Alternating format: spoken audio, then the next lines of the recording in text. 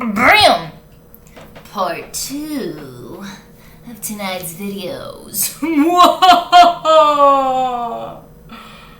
So, it is going to be about, I feel like I've been talking about this forever, about my alternate theory of the law of attraction. I'm not negating the law of attraction or its effectiveness or even like the reality of the law of attraction or anything like that. I'm just saying that I've noticed, because I'm a thinker, I'm a tinker, I'm a deep tinker,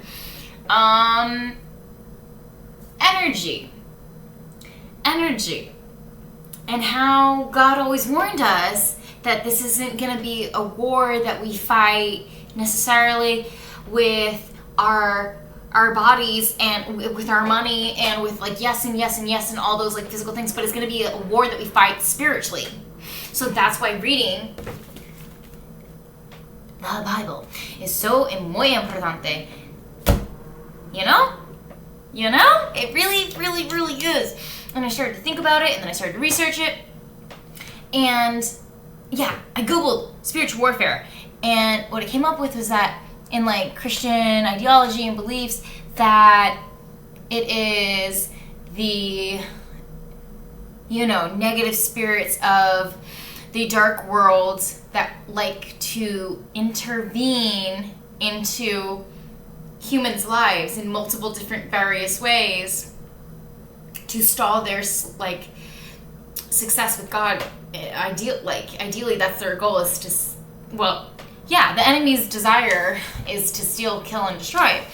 And so, but I thought it was interesting that in the definition I read, it said that spiritual warfare is demons intervening. And intervening made me think quite a bit.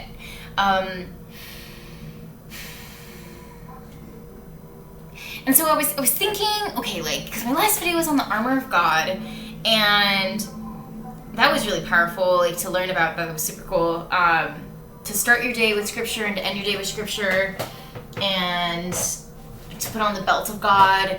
That's why reading his word and stuff. And I was thinking to myself, okay, so if there is spiritual warfare, we know that there is spiritual warfare. If we know that to be true, then what's a way that my spirit could never be distributed without my permission type of thing? Because I feel like that's kind of what it is, when you're going out into the world and somebody takes your good energy by saying something or giving you a nasty look or cutting you off, or it's something that's out of your control. And then it's a redistribution of that good energy. You had that good energy, and then they saw it, and then they came up, and they're like, "Ha, mine." You know how they do it in their weird ways and stuff, like backhanded compliment or whatever. They find so many interesting ways. Especially those who are chosen. If you watch this channel, you're probably chosen and understand how nasty gang stalking can be and stuff like that. So there's multiple different various creative ways that the enemy literally intervenes into human life.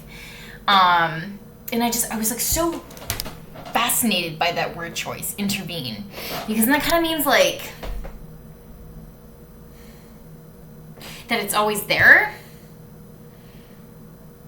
and that it chooses to embroil itself into our lives and mess up the plans or stall the success. So intervene kind of means come in without permission and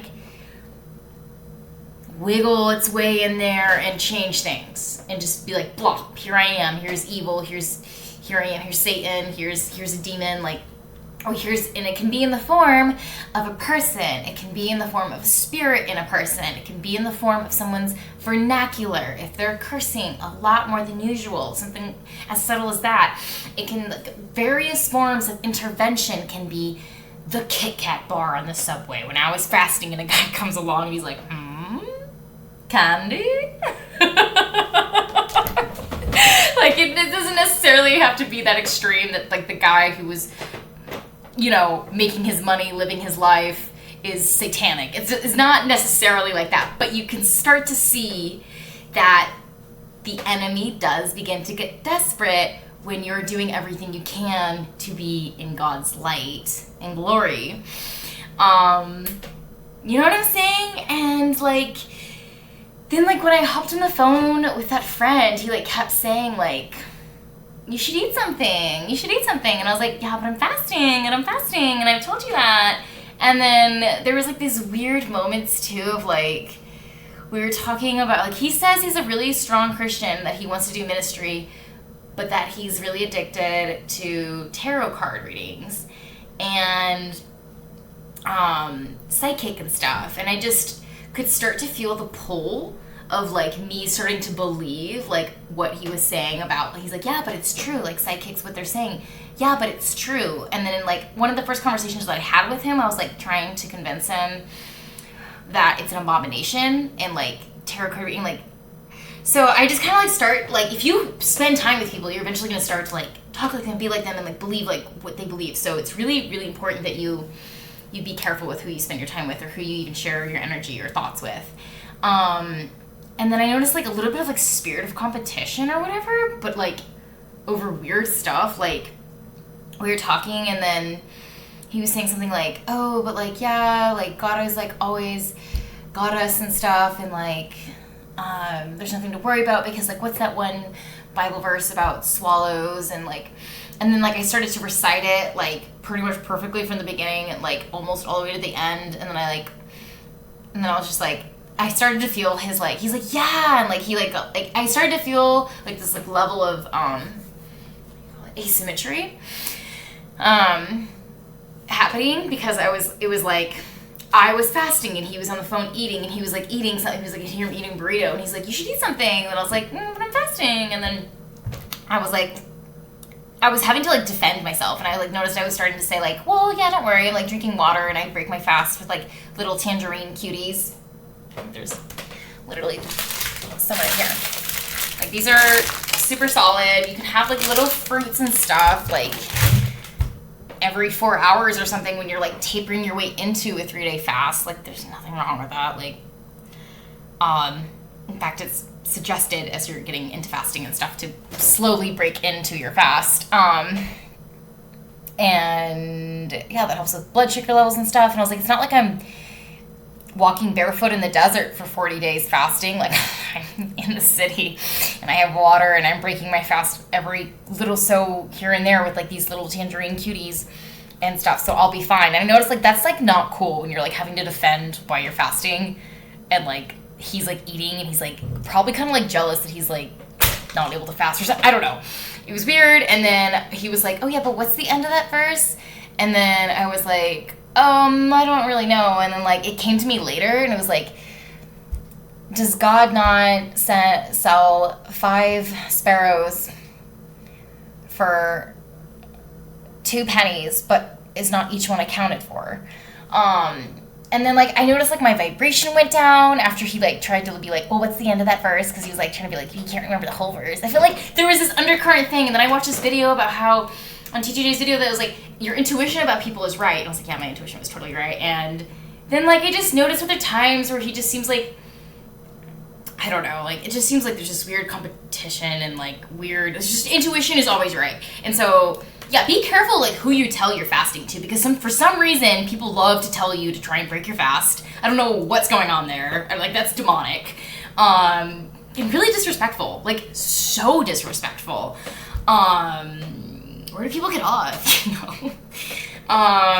So just be careful on like what you share, who you share it with, like who you even look in the eyes like for a second too long even can mess with your energy. Like I'm starting to become like more and more aware of like just how sensitive I am. And so I feel like I've been getting better and better at learning how to go throughout the world and like just be quick, like a little like rat scurrying in the subway, like going and getting what I need and then leaving. Like I went and got some markers the other day and colored pencils from CVS, and I walked past this girl and I just like felt my heart started to race, and I was like, I could feel her watching me do the entire self-checkout. I could feel her watching from behind me the entire time. My heart was racing fast. I felt her energy. It was not friendly. It hated my light. And I felt like, I was like, let me just get out of here real quick. And I was like, print receipt, print, yep, debit, swipe, no bag, good. And then like, it like hit print receipt, and then it like didn't print my receipt. And then I was just kind of like lingering. I was like, is it gonna print? Is it gonna print? I had my headphones on. And then she comes up, she's like, what are you waiting for? And I was like, and then like, I already felt it when I just walked past her. I felt it when I wasn't even looking at her, but I could feel her energy, like her eyes stabbing me in the back, like as she was watching me do the checkout. And then she came up, she's like, what are you waiting for? And then I was like, the receipt. And then, and then she like went and talked to somebody, and then like the main guy at the front desk or something, and then she like looked over at me, and like it was daggers in her eyes, and she was like, how much was your order? Like, it was like, she like hated me. She didn't even know me, and I was like, what is your issue? And like, I brought some like pretty nice art supplies, and then I was like, I think it was like $30 something, and like I felt like I felt her presence with me for another 2 hours or so after that interaction because of how much hate there was. And she just like hated the fact that she had to look at me. Like, if I could like try and re-imitate it, she was like, how much was your order? Like, it just, she looked so mad that she even had to like help me or talk to me. And I was like, people are miserable. People are miserable. You know? And then, I remember during that time, I was listening to my podcast, a Christian podcast and stuff, and I was like, oh, thank goodness, like, I'm listening to my Christian podcast while I had to go through that interaction and stuff. But yeah, like, there's just so much, like, negative energy sometimes, and you're just, like, you're like, I'm buying mechanical colored pencils. What is your issue? Like, what are you waiting for? And I was like, the receipt. You gotta get the receipt if you're getting art supplies. And I started to like I was like, But like, it was weird. Like, I usually don't even like, I wasn't even getting the receipt, but it was something about her staring at me from behind that made me feel like I had to stay in that presence. It was weird. Like, sometimes when you get around really negative energy, there's something about that person that's putting a stronghold on you. And I just kind of like realized that by talking about it. So just be careful about like where you put yourself in environments that you put yourself in, and then just always stay prayed up. But I wanted this video to be about the law of distribution and spiritual warfare and stuff like that. So I have a couple verses, and we're just gonna get right into it. 1 Peter 5:8-9. Be alert and of sober mind. Your enemy, the devil, prowls around like a roaring lion. Okay, so let's just look at that really quick. Peter decided to use a lion. He decided to use the word roaring. He decided to use the word choice, prowl. That's literally the same way a criminal goes out into the city and looks for any vulnerable targets to steal old ladies' purses or something. Somebody who's literally out there to prowl, to see who's vulnerable, who's a target, who can I, F up right now, basically. Like, who can I screw over right now? Like, the devil is literally thinking those thoughts. Like, that's how, we actually can't even fathom how evil is and can be. There's some really disturbing stuff that happens in this world. Truly, there are people who like pledge allegiance to Satan, and there are some people who are really, I hate to say this, but there are some people who are really powerful due to their allegiance to Satan. And so it's a real power for those people, and it's a real power for Satan to have those followers. But Jesus is stronger, and Jesus has more power. I guess I used to think that the devil wasn't really like anything to like really like worry about. I know it sounds crazy, like, or like I used to be like, oh well, the devil's just like, the devil's the devil. He's a loser. I was like, he sucks. But then now I'm like, I kind of see like how sophisticated he works in different ways and how determined he is to make everyone else just as miserable as him, because he knows his fate is to be locked up for 1,000 years. And yeah, people who are miserable want to make you feel miserable. And so that's why we really just, I'm not saying don't ever have fun. Look, that's not what I'm saying. I'm saying, you know, birthdays, okay. Christmas, New Year's, okay. That's celebration. I don't really see that as like, an addiction is something that you end up spending your money on and you can't really stop thinking about until you get it and until your money is gone. And then you have the substance type of thing. Like, that's where it starts to have harmful effects. But like, having fun on those like times where it's allotted, there's probably a budget set out for it. There's probably time for it even the next day to be like, wow, I'm kind of tired, we partied, like. But the lifestyle of all that, that's where the devil is going to prowl around like a roaring lion and be like, that's a really easy target. I'm going to get into his or her mind and tell them lies about themselves and their family or something like that and make them believe it. And they'll believe it because they're a little tipsy right now, or they're a little really stoned right now. Like, the devil does not take like sympathy or have empathy for those that are hurting and also drunk. He sees that as jackpot, which I even like really like, that makes me so mad that I'm like even realizing this right now, but I feel like God is like doing something and flowing or whatever, like Holy Spirit is flowing through me right now, so I'm like able to like have these moments of like realization, but it's really uncomfortable. So just, yeah, please be careful in the substances you put in your body, because that makes us so susceptible to like being a sitting duck in the road. And like, you can see it as like, if you're smoking a joint or like you're not sober in any way or whatever, then you're like the sitting duck and the devil is like the Mustang going 90 miles an hour on the freeway, and you're more likely to not be able to get out of the way fast enough because you're not of sober mind. Or it's a lion, if you want to envision a lion going 90 miles an hour on the freeway. Like, that's what 1 Peter 5:8-9 I feel like saying. That we should really heed this attention to being alert and being sharp. And besides, being sharp and alert is so much cooler. Yo, do you know how good you feel when you're like on it and you know the answer? Do you know how good you feel when you know what the other person's going to say before they even say it?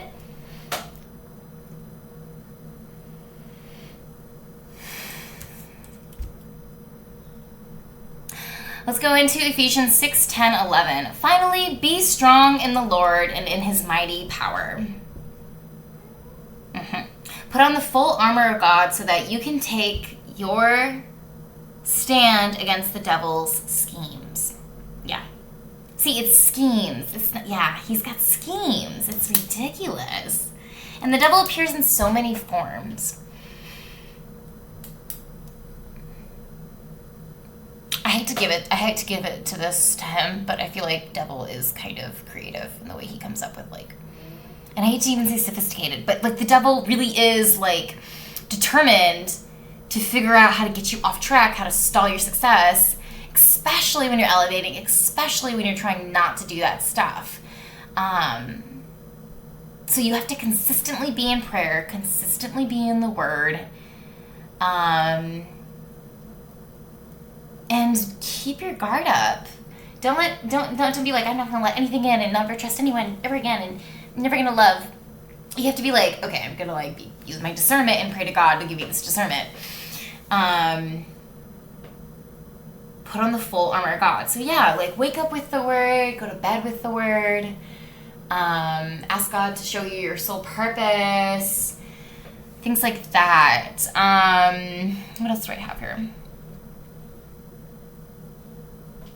Okay, so yeah, we're gonna close the video out with like the law of distribution, alternate theory, which I've been talking it up out the wazoo, so I hope it meets its expectations of being somewhat interesting.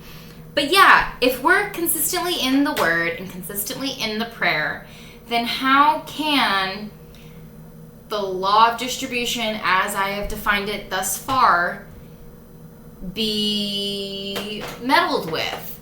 If we're solid and steady in like the foundation that we set for the day,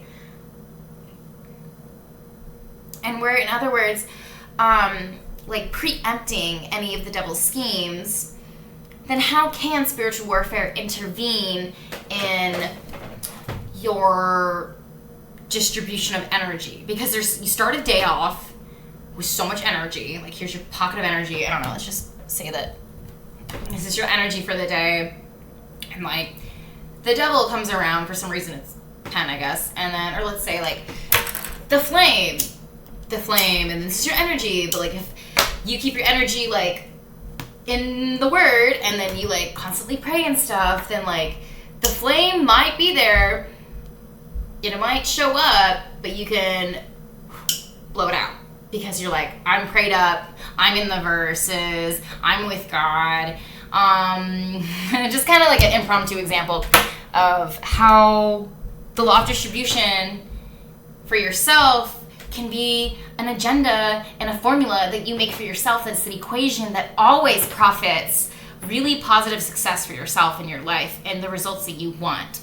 So you can start the day out and be like, okay, these are the goals I want to succeed, and these are my reach goals, these are my goals I definitely see myself expecting to meet. And this is like my wish list of like things that I like want to do in the next 6 months or something.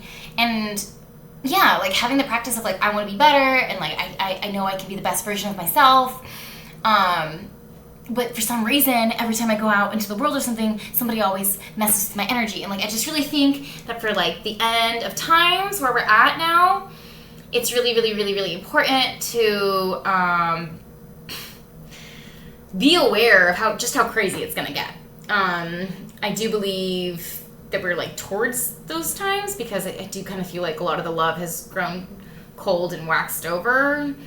But if you are able to start the day out with your own sense of energy and how you want to distribute it, and then you stay prayed up and in the verses and with God constantly, you saturate your day, then how can spiritual warfare intervene and poke holes into your barricade of how you're protecting yourself if you're solid on your foundation of what your energy stands for and exists as thus far? And you're going to have those verses in your heart. You're going to have Jesus with you, like telling you which way to even go. Like, it's like being able to hear his voice. So yes, I do think the law of attraction has a lot going on for it. I think it's like effective in like how you manifest your good thoughts and then good things come to you. But sometimes it really does feel like, okay, I'm putting out really good thoughts, but somehow I'm getting like attacked for these thoughts and this positive vibe I'm putting out. So like a couple of times now, like I've been out in public and been like like I wear this like smile on my face because I just do, and I've seen people like go out of their way to tell me like, you look happy, and I'm like, that's too much. I need to like I need to tone it down a sec here. And I don't like being visibly happy for people like that, where people are like coming up to me and being like, you look happy. I'm like, that's I mean, yeah, like that, maybe that's what like some people want or something, but I don't like sticking out, but I can't help it. Blending in for me doesn't really, being discreet isn't really a forte of mine. So I have learned stoicism is pretty legit for a chosen one in this current age. But I want to be like that best version, happy self of me. So I'm working on like asking God, like, can you make me feel safe and be happy at the same time? Because sometimes in the past, I would like wear that happy smile on my face and be really happy, but then it would attract too much attention.